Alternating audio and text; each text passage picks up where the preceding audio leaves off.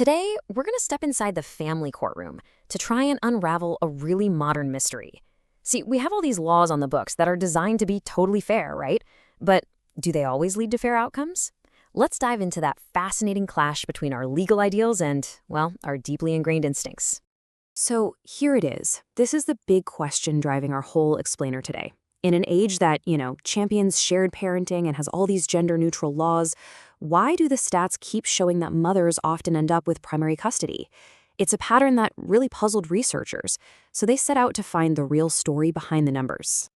And it really is a genuine puzzle. Because on the one hand, you've got laws that are explicitly, intentionally blind to gender, but on the other, you have a reality that just seems to defy them. It's in that gap, that space between what we say we believe and what actually happens, that we find the most incredible insights. I mean, think about it. For decades now, we've had these huge legal reforms, all pushing for this ideal of shared parenting. And yet this really significant disparity just stays. This isn't just some statistical blip. It's a consistent pattern that tells us something much, much deeper has to be going on here. So to crack this puzzle, researchers didn't just look at law books. They went into psychology. They used this fascinating framework called the stereotype content model. It's just a brilliant way to understand the mental shortcuts our brains take when we judge people, and it breaks those judgments down into two really simple but powerful ideas. Okay, and this is where it gets really, really interesting. We subconsciously judge people on two main scales. First, there's warmth, kindness, trustworthiness, all the stuff that makes us feel safe and cared for. And second, competence, intelligence, effectiveness, the ability to get things done. Now, here's the absolute key. Society has, for a long, long time, associated warmth with women and competence with men. And in our minds, these two things operate almost completely separately. And that leads us to this powerful concept called benevolent sexism. I know, it sounds like a complete contradiction, right? How can sexism possibly be benevolent? Well, it's this subtle but really potent form of prejudice that reinforces old gender roles, not through being hostile, but through praise. By idealizing women specifically as mothers and caretakers, it ties their entire value to that warmth dimension we just talked about. And you can probably imagine how that might have huge implications in a custody battle. So, with this whole psychological framework in mind, researchers set up a really clever experiment. They wanted to see if these hidden stereotypes about warmth and gender were actually, tilting the scales of justice in custody cases. This is where the theory gets put to the test. So what they did was they crafted this detailed scenario about a divorcing couple. We'll call them Katie and Matt.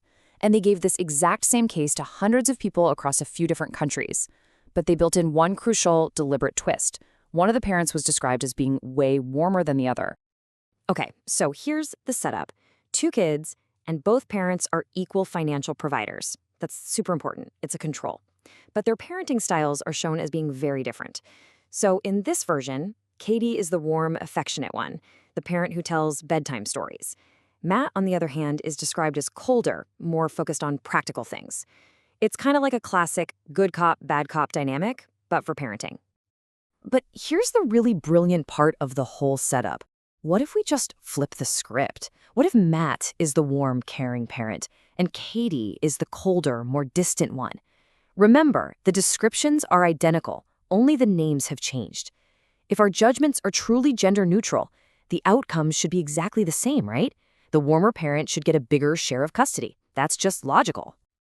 Well, that is not what happened.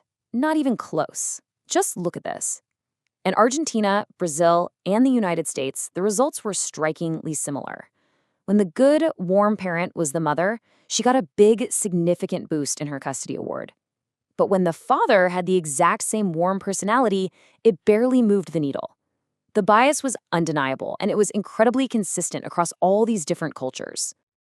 I mean, seeing that is pretty groundbreaking, but it just immediately brings up an even more important question. Why? What's the psychological mechanism at work here that makes us reward warmth in mothers, but basically ignore it in fathers? We now know what is happening, but we really need to understand the why. And the answer is both subtle and, frankly, powerful.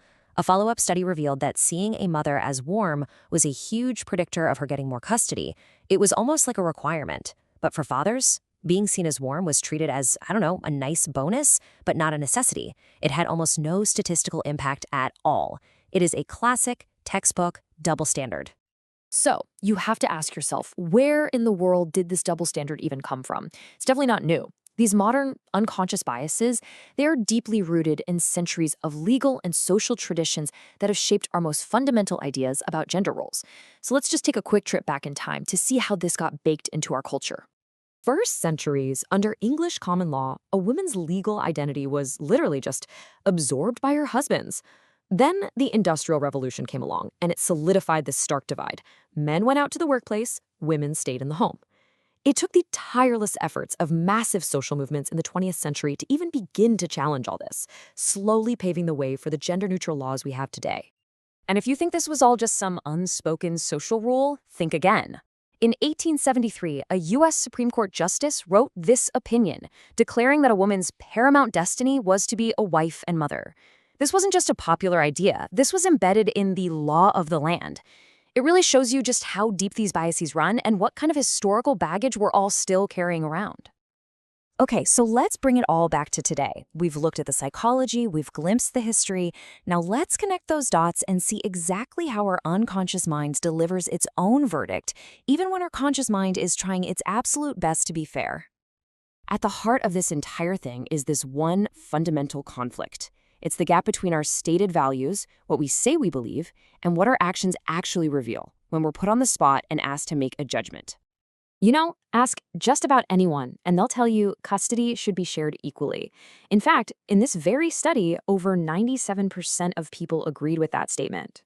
On the surface, consciously, we are a society that deeply believes in fairness and equality. But then, look at this.